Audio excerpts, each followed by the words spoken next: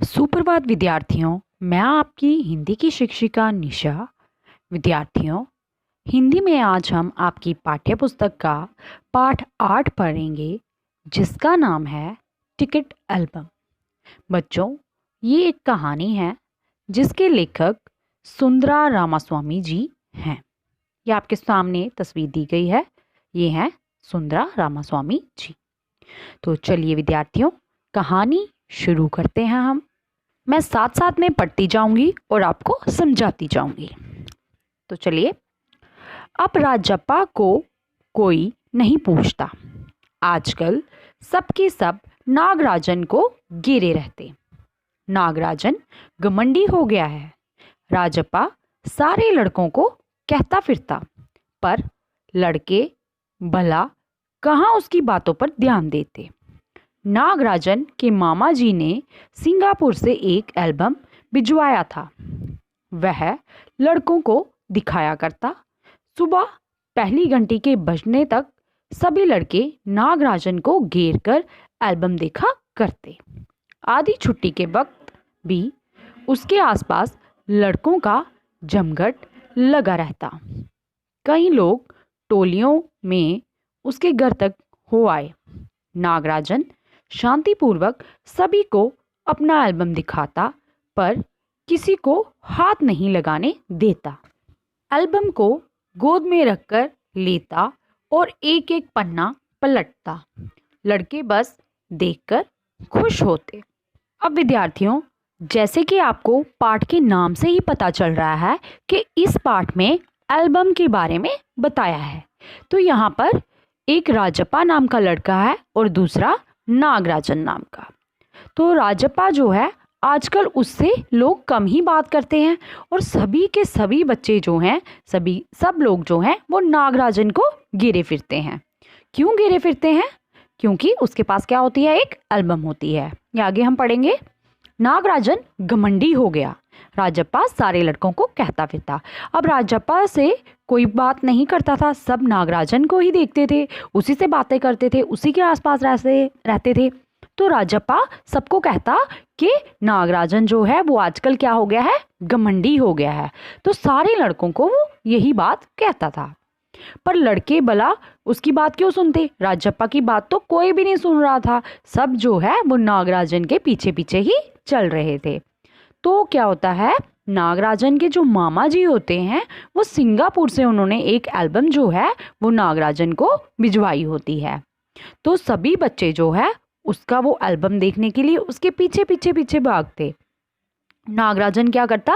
लड़कों को अपनी एल्बम दिखाता, स्कूल में भी ले जाता। जब पहली घंटी बजती तो सारे बच्चे उसको घेर कर उसकी एल्बम जो है वो देखा करते। जैसे कि आपकी किताब में देखो बच्चों, चित्र भी बना हुआ है। सब ये एल्बम जो खोल के, किताब खोल कर बैठे हुए हैं और सभी बच्चे इस लड़के को घेरे हुए हैं। कई लोग क्या करते? टोलियां बनाकर उसके घर तक आ जाते। और नागराजन क्या करता? शांतिपूर्वक हो गया कि बड़े आराम से, शांत स्वभाव से सबको अपनी एल्बम जो है वो दिखाता। और क्या करता? अपने हाथ से एक एक पन्ना जो होता था वो उसका हिलाता था और सभी बच्चे वहां पर बैठकर उसकी एल्बम जो है वो देखते थे। पर लेकिन वह किसी को हाथ नहीं लगाने देता था। एल्बम को गोद में रख लेता और एक एक करके क्या करता? उनका पन्ना जो है वो पलटता। एल्बम के पेज जो है वो पलटता रहता और सारे उस एल्बम को देखकर सभी बच्चे क्या होते? खुश होते। आगे है, और तो और कक्षा की लड़कियां भी उस एल्बम को देखने के लिए उत्सुक थीं। पार्वती लड़कियों की अगवा बनी और एल्बम मांगने आई। लड़कियों में वही तेज तर्रार मानी जाती थी। नागराजन ने कवर चढ़ाकर एल्बम उसे दिया। शाम तक लड़कियां एल्बम देखती रहीं, फिर उसे वापस कर दिया। अब क्या हुआ? कक्षा के लड़के तो नागराजन के पीछे पीछे घूमते थे एल्बम देखने के लिए और उसकी एल्बम देखकर बहुत खुश होते थे, उसी के पीछे रहते थे। तो उसके साथ साथ कक्षा में लड़कियां भी पढ़ती थी। तो लड़कियों का मन भी करता था कि हम भी राजप्पा की एल्बम को, नागराजन की एल्बम को देखें। तो वो क्या करते थे? लड़कियां भी अब चाहती थी कि हम उसकी एल्बम देखें। तो लड़कियों में पार्वती जो थी वो सबसे सबकी लीडर थी, अगवा थी, वो सबसे आगे आगे रहती थी। तो क्या हुआ कि जो पार्वती थी वह एल्बम मांगने नागराजन के पास आई। तो नागराजन ने क्या किया, अपनी एल्बम को कवर चढ़ाकर उसे दे दिया, क्योंकि पार्वती जो थी वो बड़ी तेज तरार थी। तो वह और इसीलिए वह एल्बम मांगने नागराजन के पास आती है। तो लड़कियां जो है वो शाम तक एल्बम देखती हैं और फिर वापस नागराजन को दे देती हैं। अब राजप्पा की एल्बम को कोई पूछने वाला नहीं था। दूसरी ओर क्या होता है कि राजप्पा के एल्बम को कोई भी नहीं पूछता, सभी नागराजन के पीछे पीछे ही जाते हैं और नागराजन की ही बात सुनते हैं, उसकी एल्बम ही देखते हैं और उसके आगे पीछे ही रहते हैं। तो राजप्पा की एल्बम को कोई भी नहीं देखता और ऐसे लगता है कि राजप्पा की शान भी कम हो रही है। राजप्पा के एल्बम की लड़कों में काफ़ी तारीफ रही थी कि पहले जो राजप्पा की जो एल्बम थी लड़कों ने उसकी काफ़ी तारीफ की थी और मधुमक्खियों की तरह उसने एक एक करके टिकट जमा किए थे। और क्या किया था, राजप्पा ने मधुमक्खियों की तरह एक एक करके टिकट जमा किए थे। कहने का अर्थ ये है कि नागराजन ने बहुत ही मेहनत से, कड़ी मेहनत से टिकट जमा कर कर अपनी एल्बम बनाई थी। उसे तो बस यही धुन सवार थी। सुबह 8 बजे वह घर से निकल पड़ता, टिकट जमा करने वाले सारे लड़कों के चक्कर लगाता, 2 ऑस्ट्रेलिया के टिकटों के बदले 1 फिनलैंड का टिकट लेता।